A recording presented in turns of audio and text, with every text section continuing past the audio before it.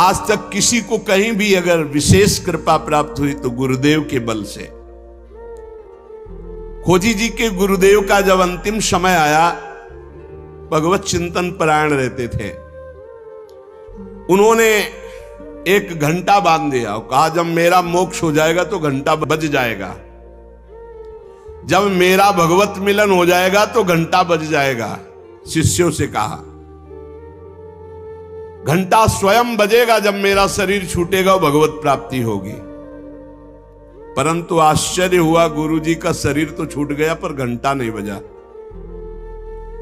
सब जितने और शिष्य थे बहुत चिंता में हो गए कि क्या गुरुजी की गति नहीं हुई। गुरुजी कह रहे थे जब मेरा गति हो जाएगी, भगवत प्राप्ति हो जाएगी, शरीर छूटते ही तो घंटा बज जाएगा, लेकिन घंटा तो बजा नहीं। और गुरुजी के वचन परम सत्य, इसका मतलब गुरुजी को भगवत प्राप्ति नहीं हुई।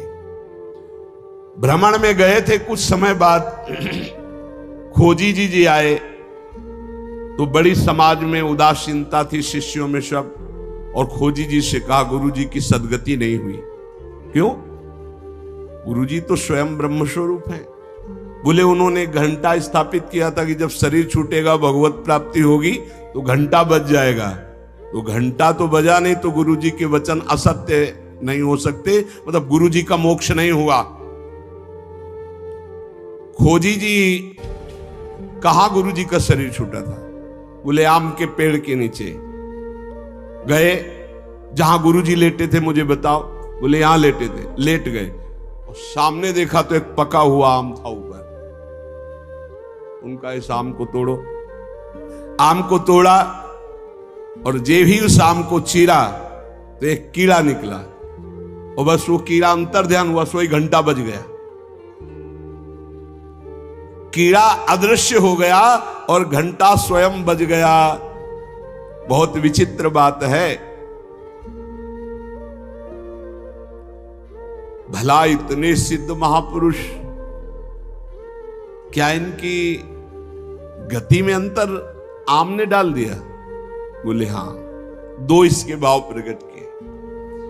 शिष्य की तो योग्यताई नीके मन आई अजू, गुरु की प्रबले पहने को घटी क्यों भई, सुनो या की बात मन बातवत गति कही, सही ले दिखाई और कथा तिरसिमयी। बोले इसके दो भेद हो गए। पहला, जिसके शिष्य इतने सिद्ध हैं उनकी गुरु की भला गति बिगड़ जाएगी, पर दिखाया दो भाव इसमें प्रकट किए गए हैं। पहला दिखाया गया, चंचला ही मना कृष्णा प्रमाथि बलवद दृढ़म तस्याहम निग्रहम मन्ने वायुरिव सुदुष्करम। ये मन बड़ा चंचल है, प्रमथन स्वभाव वाला है, बड़ा बलवान है, इसको वश में करना मानो तूफान को रोकने के समान है। मन को बहुत संभालना कठिन है। कह रहे सुमेर पर्वत को कोई उखाड़ सकता है, 4 लाख योजन का है, पर मन को बस में नहीं कर सकता, इतना बलवान मन है। कोई बिजली को हाथ से पकड़ सकता है पर मन को नहीं पकड़ा जा सकता। बहुत विचित्र चंचलता है इस मन की, इसको हल्के में ना ले। इतने सिद्ध महापुरुष, और जब उनका अंतिम समय तो पका हुआ आम देखा, पके हुए आम में मन चला गया। कहीं भी बल फंस सकता है। इतने सिद्ध महापुरुष आम में तो घंटा नहीं बजा।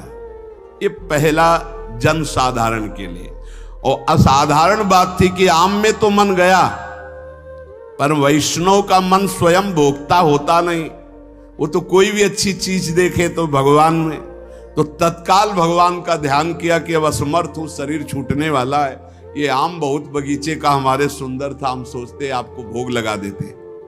इसी सोच में प्राण निकल गए तो भगवान ने अंतिम इच्छा पूर्ति करने के लिए कीट रूप धारण करके आम पाने आ गए। तो भगवान से मिलन हुआ नहीं, जब आम को छेदन किया और वो भगवान अंतर ध्यान हुए, तब जाके खोजी जी से मिले तो घंटा बज गया।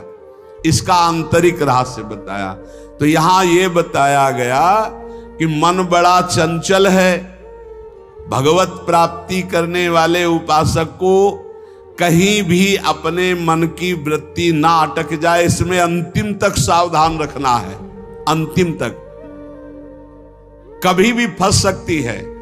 और दूसरी बात है, जिसका स्वभाव बन गया है हर वस्तु हर व्यक्ति में भगवान का दर्शन, भगवान को समर्पण, तो उसकी दुर्गति नहीं हो सकती। तीसरी बात, जो गुरुदेव के शरण में रहकर गुरुदेव की आज्ञा अनुसार चलते हैं, आपको सच्ची बतावें,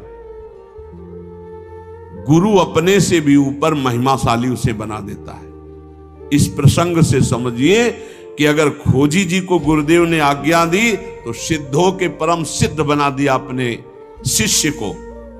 ऐसे विकल प्रेमी महापुरुष को समस्त देवता ब्रह्मादि नमस्कार करते, पूरे भुवन में यश फैल जाता है और वो यश सबका मंगल करने वाला होता है। एक पुण्य बल से यश फैलता है और एक भजन बल से यश फैलता है। जो भजन बल से फैलता है वो सबका मंगल करता है, जो पुण्य बल से वो वाह वाह होती, बस केवल वाह वाह। और जब भजन बल का यश फैलता है तो आह निकलती कि मैं कैसे ऐसा प्रेमी बनूं, मैं कैसे सब दोषों से रहित होकर भगवान का भजन करूं। इतना अंतर है, यश दोनों का फैलेगा। एक पुण्यात्मा का तो वाह वाह होगा, कितना सुंदर विमान, कितना सुंदर वैभव, कितना सुंदर ये। लेकिन जब किसी प्रेमी महाभागवत का यश फैलेगा तो उसके हृदय में जलन होगी। मैं कैसे इन सब दोषों को दूर करके कैसे मैं भजन करूं, कैसे भगवत प्राप्ति करूं, तो आह निकलेगी। प्रेमी का यश आह निकलवाएगा और पुण्यात्मा का यश वाह निकल। क्या बात है, वाह। ऐसा बिल्कुल अपने हृदय को कोरा बनाना है और उसमें जो गुरुदेव रंग रंग रहे बस उतना ही रंगना है। बहुत बढ़िया रंग जाओगे प्यारी जू प्यारे जू की उसमें, नहीं तो फिर होली तो प्यारी जू से ही केवल खेलनी और रंग न पड़ने पावे। जो हमारा चित्त अपनापन से श्री जी के चरणों में, तो बोले जुगल प्रेम रस मगन जे तेई अपने जान, सब विधि अंतर खोल के तिनहि सो रुचि मान। जो प्रिया प्रीतम के प्रेम में भाव से डूबे हुए महापुरुष हैं, उनसे कभी हानि नहीं होने वाली, नहीं भाव में बड़ी हानि। जिनकी चरण रज की प्राप्ति के लिए बड़े बड़े साधन भी समर्थ नहीं है, उनकी जब हम चर्चा यहां संसार में क्या समझा जाता है। श्री प्यारी जू और प्यारे जू की महिमा से बिल्कुल अनभिज्ञ जन है। तो पहले इनको जो सिद्धांत है प्रथम सुने, भागवत भक्त मुख भगवत बानी, गीता भागवत योग वासिष्ठ, इनके सिद्धांतों से परिपक्व करके साधना की भूमि में लाके फिर धीरे धीरे थोड़ा थोड़ा प्रेम का छीटा।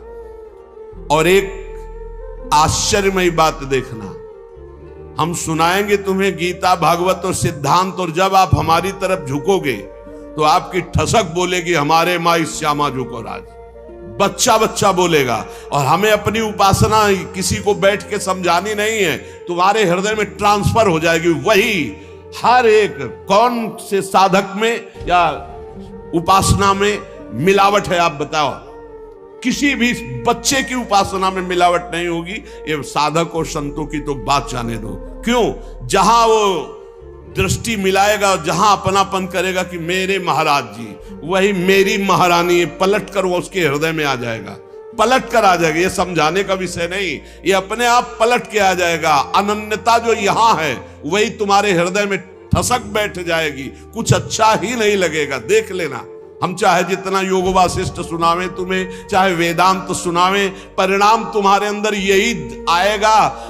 राहो को काहू मने दिए मेरे प्राणनाथ श्री श्यामा, शपथ करो तृण छिए, यही आएगा। देख लेना। क्यों? क्योंकि गुरु ने यही दिया है। जो ये विराजमान महापुरुषन ने सब रस गायो देखनो, ये है कि उनको हियो कहा ठहरानो, ताको गहनो, वही आ जाएगा आपके हृदय में। इही रस परस्यो नाही जिनी, तू जिन पर से ताही, तासो ना तो नाही कछु, ये रस रुचे न जाही। जिसको श्यामाजू से परिचय नहीं, श्यामा श्याम से परिचय नहीं, उसको कभी भी छूना नहीं। वैसे साधक उपासक चाहे गृहस्थ चाहे विरक्त हो, अपनी तरफ से किसी को छूने की आदत ना रखे। छू के बात करना या ऐसे कि अपनी तरफ से ना करे, कोई टच हो जाए वो बात अलग है, कोई ऐसे छू ले उसे नहीं छूना। अपनी तरफ से किसी को स्पर्श न करे, सहसा किसी को हृदय से ना लगावे, हृदय से उसी को लगावे जो प्रिया प्रीतम के अनुराग रंग में भरा हो। हमने देखा है पूज्य महापुरुषों को, एक आए थे, उन्होंने ऐसे किया, वो 2 कदम पीछे हट गए, फिर आगे वो बढ़े, ऐसे फिर पीछे हट गए। पूछा ऐसा क्यों किया, आप गले क्यों नहीं लग रहे? तो उत्तर जानते हो क्या था? हम इसके योग्य नहीं। ऐसी चतुराई से, ऐसी प्रवीणता से मारा कि उनको क्षोभ भी नहीं हुआ और आप अपने को बचा लिया। बोले हम इसके योग्य नहीं। कहां आप? और बोले नहीं, बोले नहीं, पीछे हटते चले गए। गजब का मतलब यही तो है 64 कला प्रवीण तदपि भोरी। कैसी उनके हृदय में क्षोभ नहीं हुआ, उनका मैं योग्य नहीं हूं आपके। बस तिनको परस न कीजिए, मना है, क्योंकि परमाणु होते हैं शरीरों में। अगर हम रसिक महापुरुषों के तो कैसे कैसे तुम्हें अनुभव बताएं, बहुत दिव्य परमाणु होते हैं। संग सोई जाके मिले, भूले गृह व्यवहार, तिहि छिन आवे हिये में, अद्भुत जुगल बिहार। बड़े परमहंस प्रिया प्रीतम के अनुराग में डूबे हुए जो रसिक जन है, बोले इनके संग का प्रभाव घर परिवार जितना भी संसारिक राग है, इस राग को मिटा करके प्रिया प्रीतम के अनुराग में स्थित कर दे, उसे ही सत्संग कहते हैं, उसे ही रसिकों का संग कहते हैं। ये बहुत दुर्लभ है रसिकों का संग। भगवत रसिक, रसिक की बातें रसिक बिना को समझ सके ना। और आप जहां बैठे हो ये रसिक शेखरों की भूमि है, वृंदावन ये रसिक शेखरों की भूमि है। जिनके देखे पुलक तन, रोमांचित हुए जाहि, सुनत मधुर तिनके बचन, नैन भरे जल आही। धन्य है जो ऐसे रसिक मिल जाए, जिनके दर्शन मात्र से हृदय शीतल होने लगे, जिनके दर्शन मात्र से प्रपंच की अग्नि शांत होने लगे, हृदय शीतल होने लगे, और जिनके वचन सुनने पर आंसू आ जाए। बोले ऐसे रसिकों का संग, बड़ी कृपा होती है लाडली लाल की, तब रसिक संग मिलता है। भूमि में, आकाश में, अर्थात समस्त लोकों में ऐसे महापुरुष का बंधन होता है।